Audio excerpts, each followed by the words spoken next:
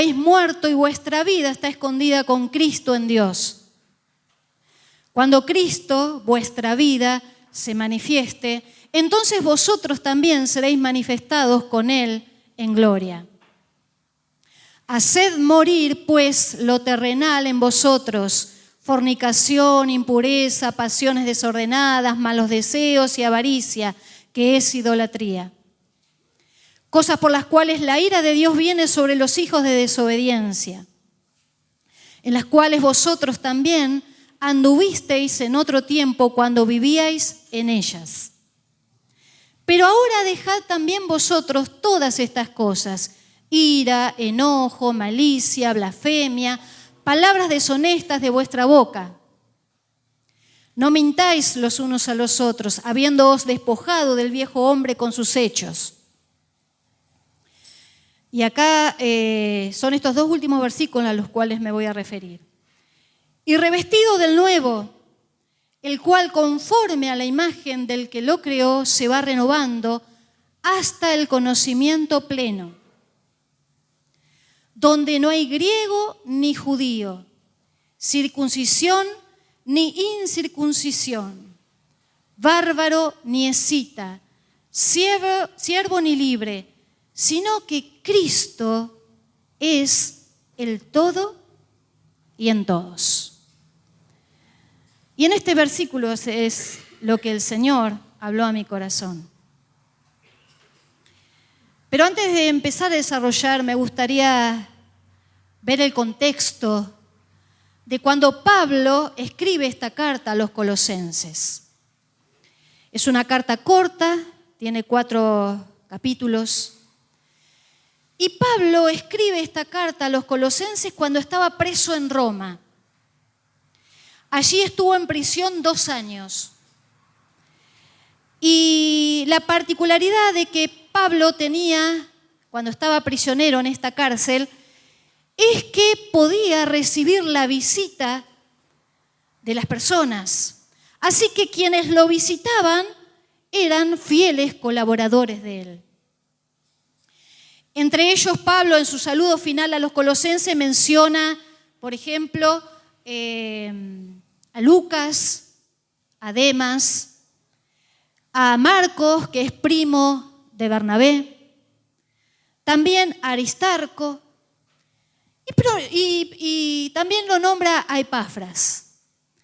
Resulta que Epafras parece ser, según los historiadores, es el que fundó la iglesia en Colosas. Y Epafras en esos días fue a visitar a Pablo y le llevó noticias de la iglesia de Colosas. Imagínense Pablo estando prisionero. Seguramente, dicen los historiadores, que estaba encadenado a distintos guardias que iban haciendo relevos en los turnos. Así que venía uno unas horas, venía otro otras horas. Así que él estaba encadenado. Y los guardias escuchaban las conversaciones de Pablo que tenía con sus colaboradores.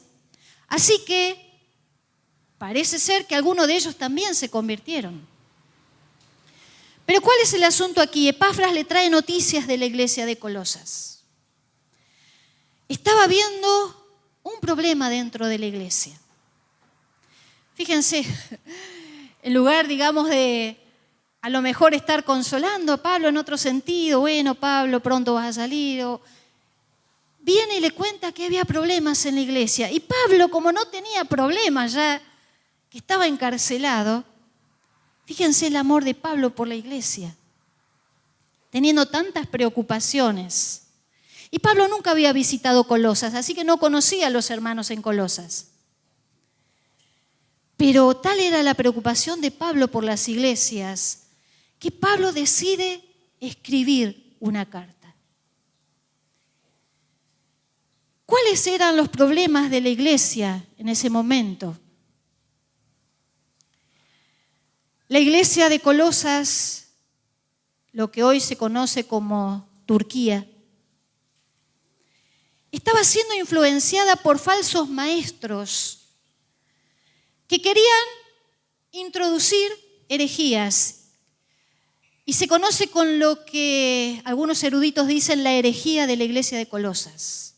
¿Cuál era esta herejía? O por lo menos, ¿qué se vislumbra de lo que se quería introducir en la iglesia? Colosas era una ciudad pequeña donde vivían judíos y gentiles o paganos. Así que los cristianos convertidos en aquel lugar estaban siendo influenciados por las costumbres judías y obligaban, quizás con sus enseñanzas dentro de la iglesia, a guardar ciertos rituales, abstenerse de ciertos alimentos. Estaban viendo en guardar otra vez el día de reposo. Estaban con el tema de la circuncisión, quizás no para ser salvos, pero sí todas estas cosas para ser más santos eran necesarias según ellos en la iglesia.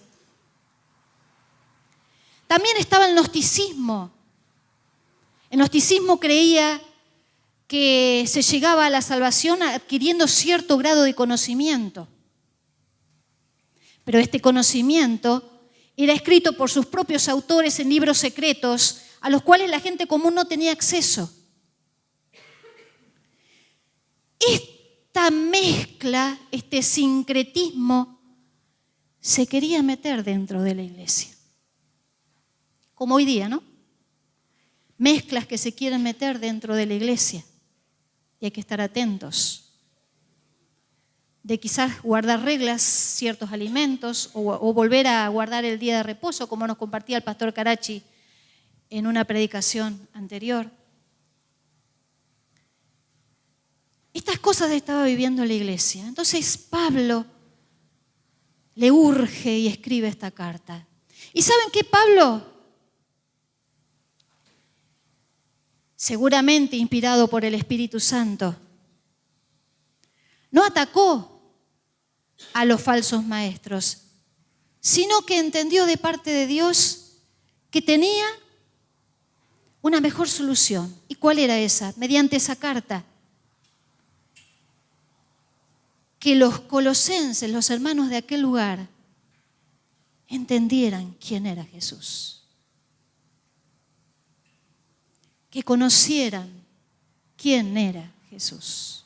Y de esa manera, cualquier otra imitación de Jesús que se levantara iba a ser desechada.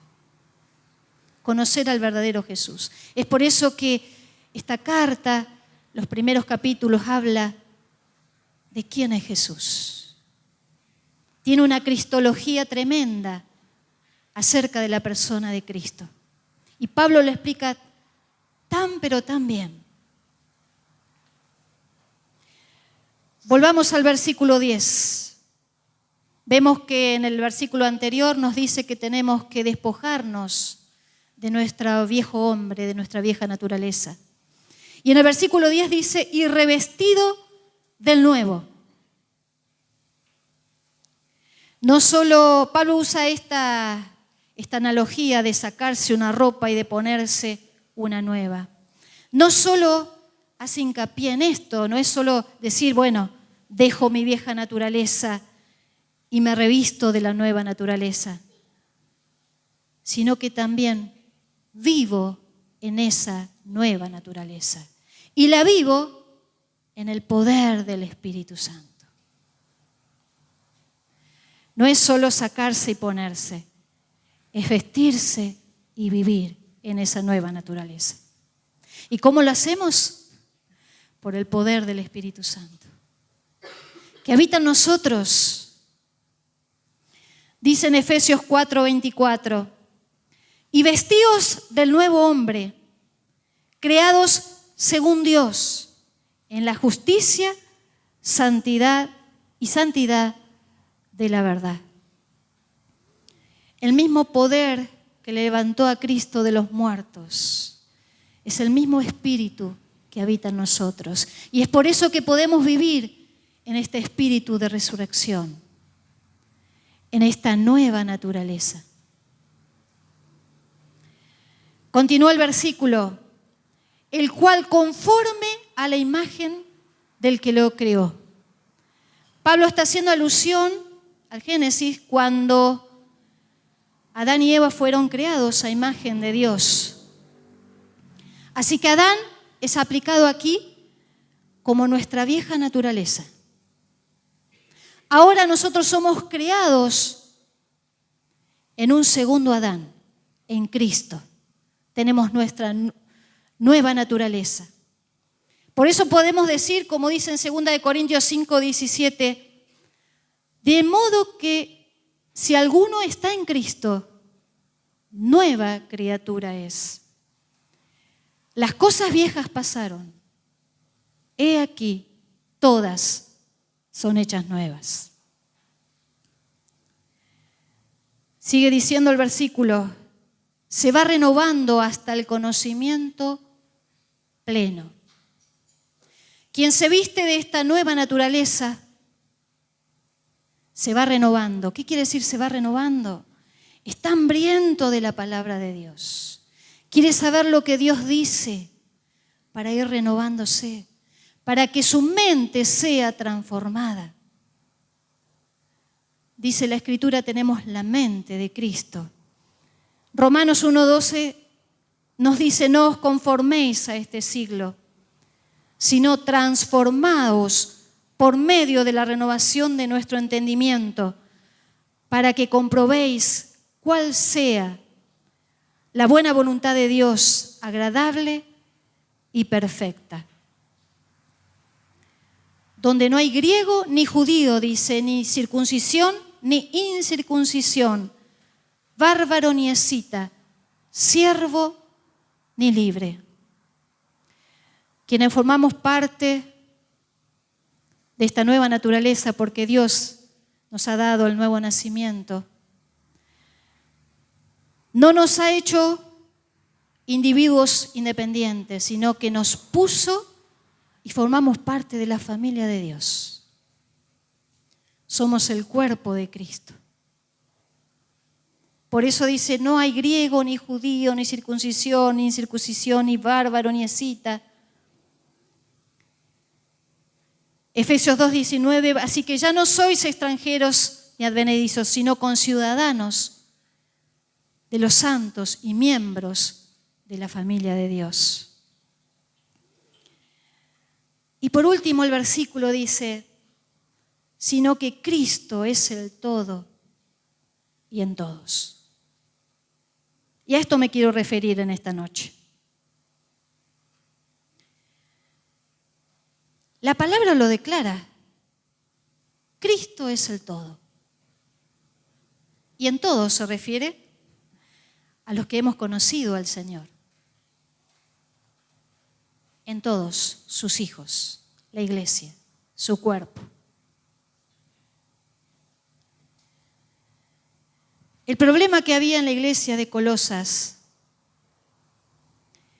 los gnósticos negaban la divinidad de Cristo. Cristo no había venido en carne, porque para ellos la materia era mala. Por eso Pablo ve la necesidad de decir que Cristo es el todo y en todos.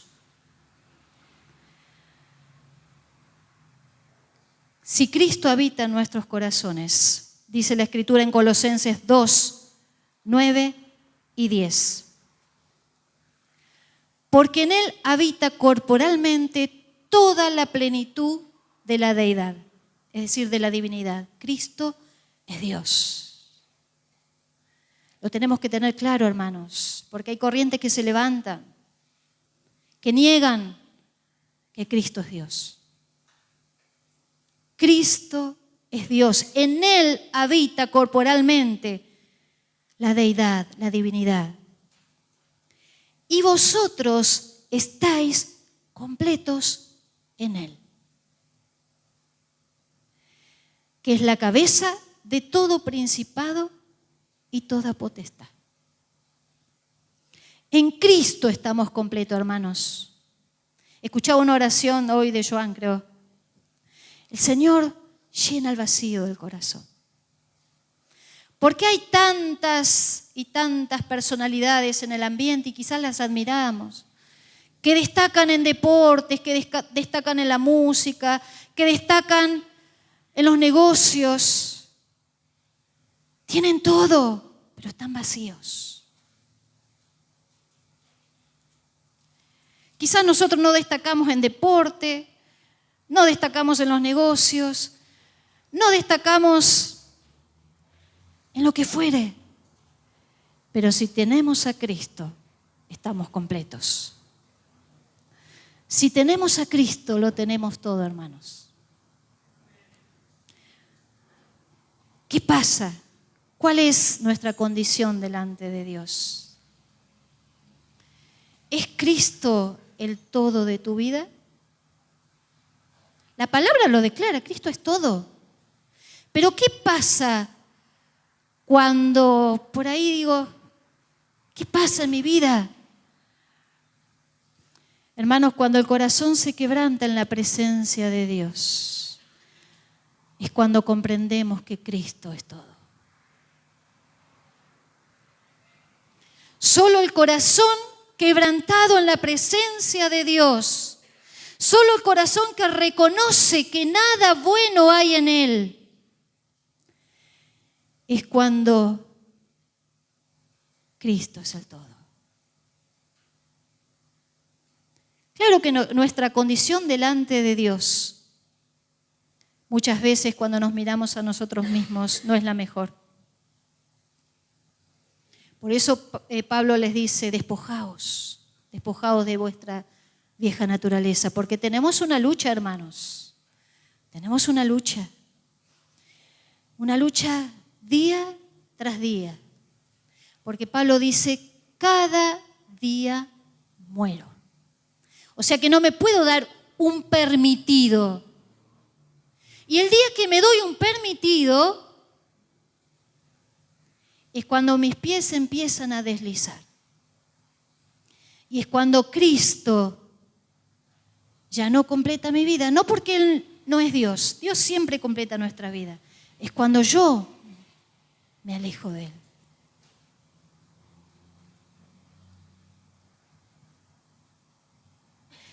Dice en Hechos 17:28, porque en Él vivimos y nos movemos y somos. En Él vivimos y nos movemos y somos. Fuera de Él y separados de Él, nada podemos hacer. Nuestra vida está escondida en Cristo, como leíamos en versículos anteriores. Y si mi vida está escondida en Cristo, busco las cosas de arriba, donde Cristo está sentado.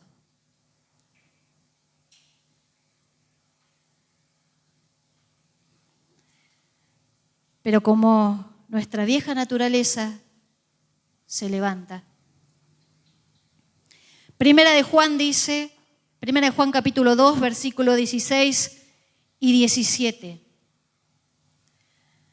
Porque todo lo que hay en el mundo,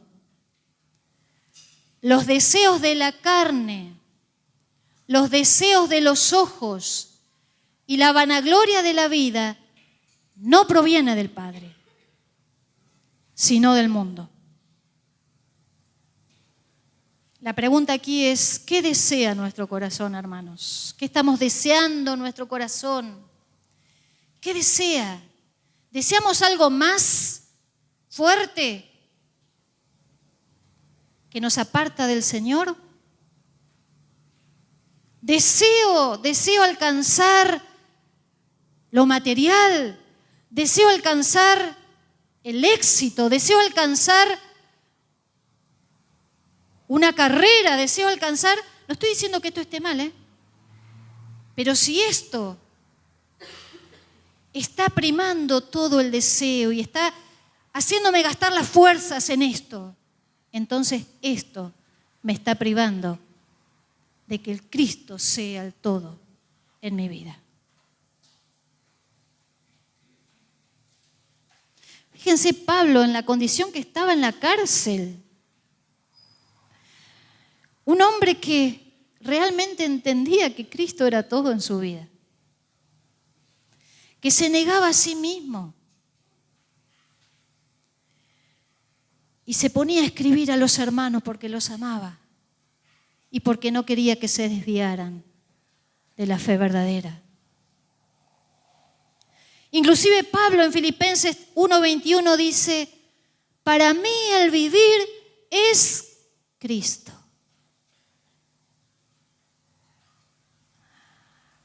En Filipenses 3:8, y ciertamente aún tengo todas las cosas como pérdida por la excelencia del conocimiento de Cristo Jesús mi Señor, y por amor del cual lo he perdido todo y lo tengo por basura para ganar a Cristo.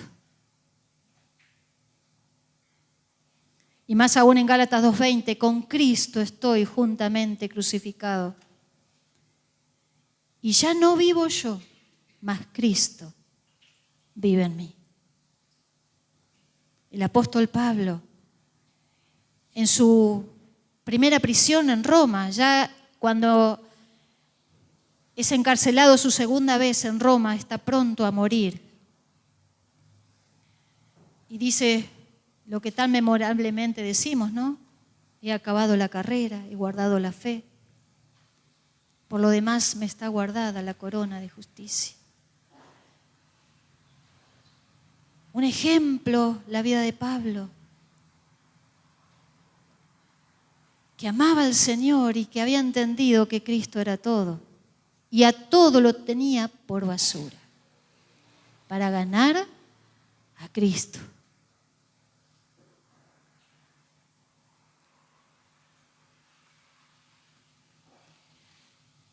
¿Qué tenemos que tener en claro, hermanos? Cristo lo es todo en nuestras vidas.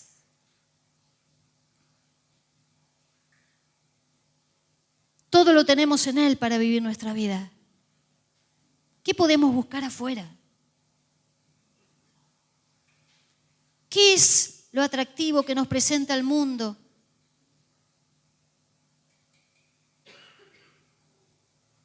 Si nos rendimos a Él, si nos enamoramos de Él, no hay otra cosa más importante que nuestro Señor.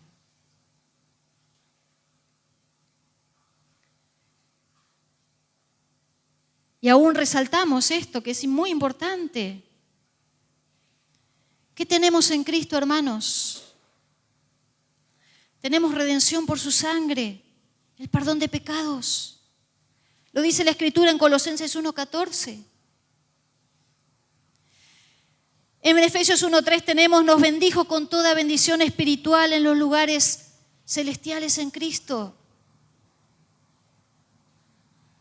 En Colosenses 2:3 nos dice, en quien están escondidos todos los tesoros de la sabiduría y del conocimiento. Y Pablo lo resalta por esta herejía que estaba surgiendo entre los hermanos, que era necesario el conocimiento de esos libros secretos que ellos escribían. Y él resalta, ¿querés adquirir conocimiento? ¿Querés ser sabio? Está en Cristo. En Cristo está el conocimiento y los tesoros de la sabiduría. Y no es que están escondidos, no quiere decir que están inalcanzables y que nadie los puede encontrar. Quiere decir que están asegurados en Él. Quiere decir que esto implica sacrificio. Un tesoro, tenemos que buscarlo. En Él está la sabiduría y el conocimiento. Tenemos que buscarlo en Él.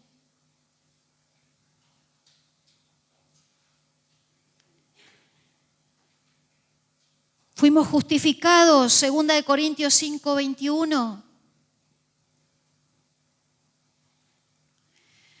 Fuimos por una sola ofrenda, perfectos para siempre. Nosotros los santificados, nos dice Hebreos 10:14. ¿Qué otra ofrenda necesitamos sino el sacrificio de Cristo todo suficiente? El sacrificio de Cristo fue todo suficiente. Ya no hay otro sacrificio, hermanos. No porque guardemos el sábado, no porque nos abstengamos de comer ciertos alimentos, nos vamos a hacer más santos. El sacrificio de Cristo fue perfecto, fue agradable delante del Padre y porque Él lo aceptó, somos aceptos en el amado, dice la Escritura. Somos hechos perfectos con esa sola ofrenda.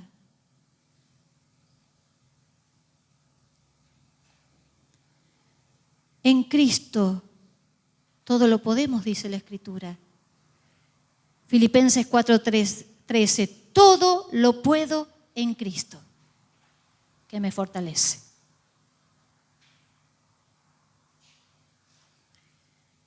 El Señor nos proveyó de una armadura, hermanos. No lo voy a leer, pero léalo ahí en Efesios 13. Nos dio toda su armadura para resistir en el día malo. Hermanos, tenemos que conocer todo lo que el Señor nos dio. Si nos llenamos de su palabra, si conocemos su palabra,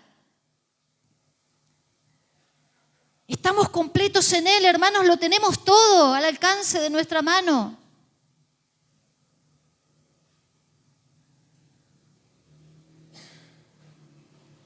Pero ¿por qué vivimos a veces derrotados?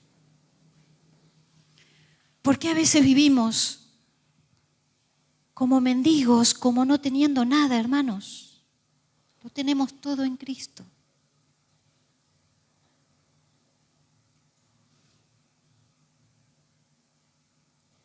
En Efesios 1, 22 y 23. Y sometió todas las cosas bajo sus pies y lo dio por cabeza sobre todas las cosas a la iglesia. Cristo es la cabeza de la iglesia, hermanos. Y de nuestra cabeza recibimos vida. Somos el cuerpo de Cristo. Nuestra cabeza nos nutre, nuestra cabeza nos alimenta.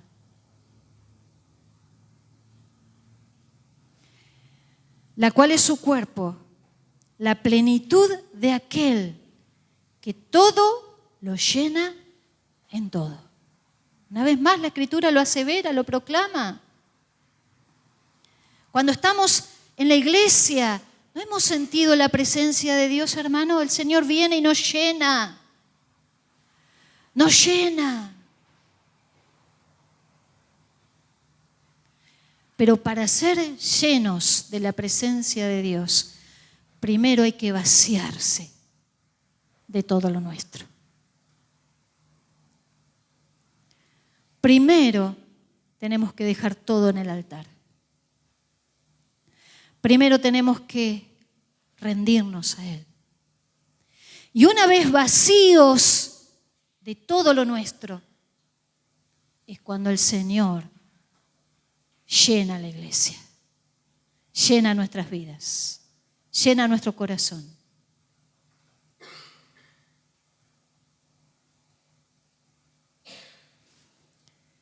Tantas promesas del Señor.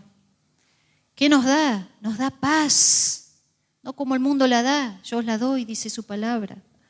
Nos da gozo, nos ha derramado su amor, por su Espíritu ha derramado su amor en nuestros corazones. Fíjense que Cristo es el todo, que aún en las horas más oscuras del ser humano, que es la muerte, el Señor está ahí. Dice el salmista, aunque ande en valle de sombra y de muerte, tú estás conmigo. ¡Qué promesa, hermanos! Estaría hasta el fin de los siglos y aún en esa hora oscura el Señor va a estar con nosotros. ¿Lo crees, hermano? Bien, a mí, mientras preparaba esta prédica, los mártires, ¿no? que cuenta la historia de la iglesia. Me llamó la atención la historia de dos mujeres. Una mujer rica de 22 años se había hecho cristiana. Perpetua era su nombre. No quiero decir mal el nombre, creo que en Cartago, en África, en el año 202 después de Cristo, había comenzado una persecución en contra de los cristianos. Y esta mujer era de la alta sociedad, tenía dinero, y se había convertido. Y tenía una esclava, se llamaba Felicitas. Y cuando el gobernante de la nación empezó a perseguir a los cristianos, ellas estaban reunidas dando culto. Golpean a su puerta y cuando le dicen que tenían que adoptar la religión del Estado, que era pagana, y adorar a otros dioses, estas mujeres se negaron. No. Nosotros no vamos a negar a Cristo. Las llevan presas. Y la esclava estaba embarazada y como había una ley que no permitía matar a las embarazadas, esperaron a que ella cumpliera su embarazo, tuvo su bebé. Obviamente que en la cárcel no lo podía tener, así que lo entregó a su familia. Y estas dos mujeres tenían un gozo en su corazón de poder dar su vida por Cristo, porque tenían la seguridad de que Cristo estaba en ellas. Tal es así que otros esclavos de ella que habían sido apresados, los 3 primeros esclavos fueron llevados al circo en ese momento y los leones los mataron. Pero estas mujeres iban a morir acorneadas por un animal. Ahí dice una vaca, yo no sé, las vacas tienen cuernos, no sé, habrá, sí. Acorneadas por una vaca, era la muerte. Y el padre de Perpetua, ella tenía un hijo chiquito, vino y le rogaba, por favor, por tu hijo, negá a Cristo, aceptá la religión del Estado, volvete a los dioses nuestros, por tu hijo. Y esta mujer, yo me quiero poner en mi lugar, si me traen a mi hija y me amenazan. Pero la firmeza de estas mujeres, incomparable. Papá, yo no voy a negar a Cristo. Gozosas de dar su vida por el Evangelio. Así que fueron al lugar donde les esperaba la muerte. Y vino esa vaca, arremetió contra ellas y las hirió, no las mató. Entonces la gente pedía, no las maten, no las maten. Ellas entraron pensando que se habían salvado. Y de repente ella dijo, ¿vieron qué poder que tiene Cristo? Nos salvó de esto. Y cuando escucharon la gente eso, se enardecieron. Sáquenlas, mátenlas, mátenlas. Entonces vinieron los verdugos y terminaron cortándoles la cabeza. Pero antes de poner el hacha en el cuello de Perpetua, una vez más predicó a Cristo.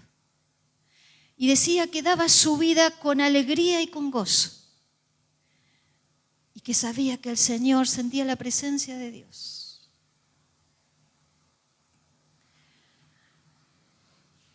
Así que el Señor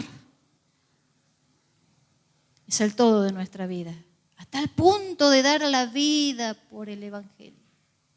¿Y cuántos mártires? Los mismos discípulos del Señor, cómo han muerto y han dado su vida. Y el mismo Señor Jesucristo, que dio su vida por nosotros. Pecadores, viles pecadores. Cristo hacía la voluntad del Padre. Hacía lo que le agradaba al Padre. Así nosotros debemos agradar al Señor. Porque Cristo lo llena todo en nuestra vida.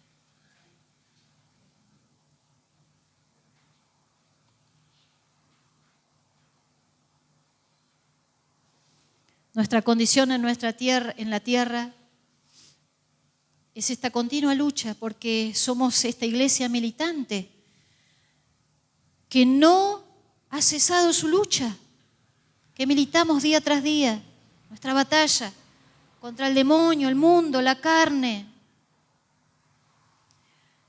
sobre todo nuestra carne que se levanta y esta vieja naturaleza. Pero si somos conscientes de nuestra posición en Cristo, que en Cristo estamos completos, cada día vamos a decir como Pablo, cada día muero, para que Cristo viva en mí.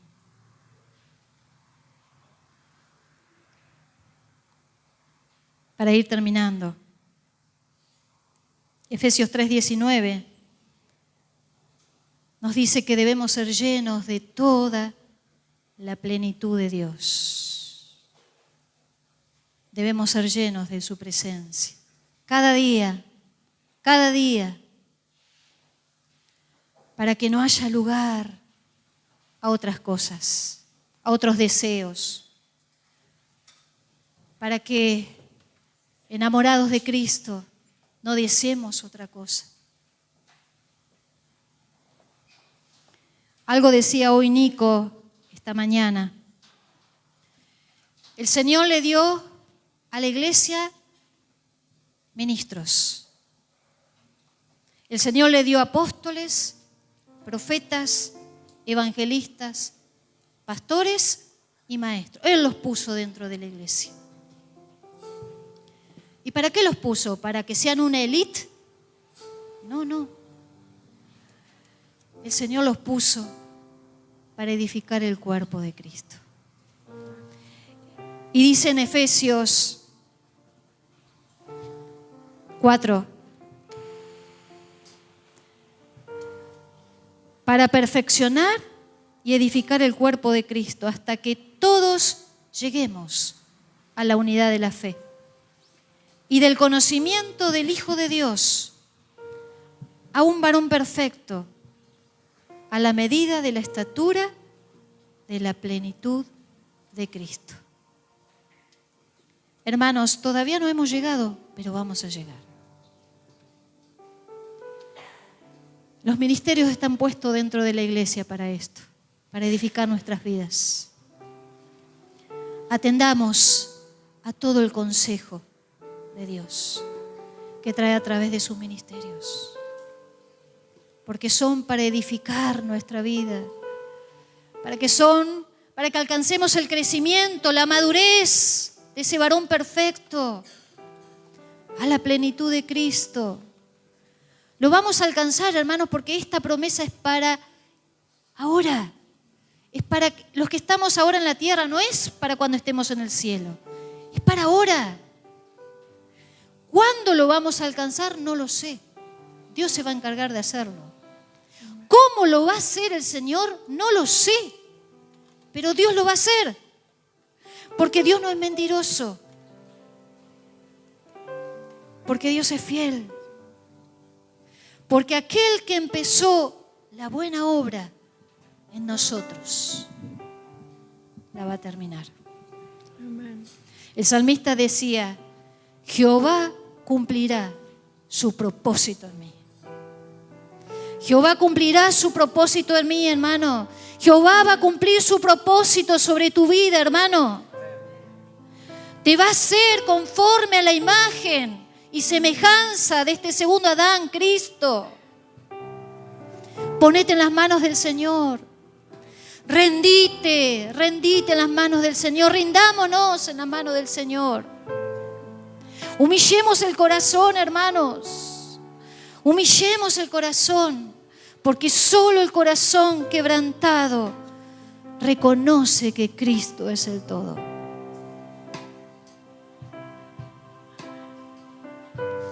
Quisiera terminar con Colosenses 4:12. Cuando Pablo le escribe a los colosenses, también le envía saludos de Epafras, el que había fundado la iglesia. Porque esta carta no la llevó Epafras, la llevó Onésimo y Tíquico a la iglesia de Colosas. Así que Pablo dice: os saluda Epafras, el cual es uno de vosotros, siervo de Cristo. Y fíjense el ministerio de Epafras que tenía, un gran intercesor. Siempre rogando encarecidamente por vosotros en sus oraciones, para que estéis firmes, perfectos y completos en todo lo que Dios quiere. Que esta sea nuestra oración, hermanos. Intercedamos unos por los otros. Intercedamos por la iglesia, hermanos. Intercedamos para que todas estas corrientes que se quieren levantar dentro de la iglesia, sea el Señor que nos libre de ellas. Que seamos humildes y mansos para que guardemos la sana doctrina. Intercedamos por la iglesia, hermanos, para que todos seamos perfectos, estemos firmes y completos en lo que Dios quiere.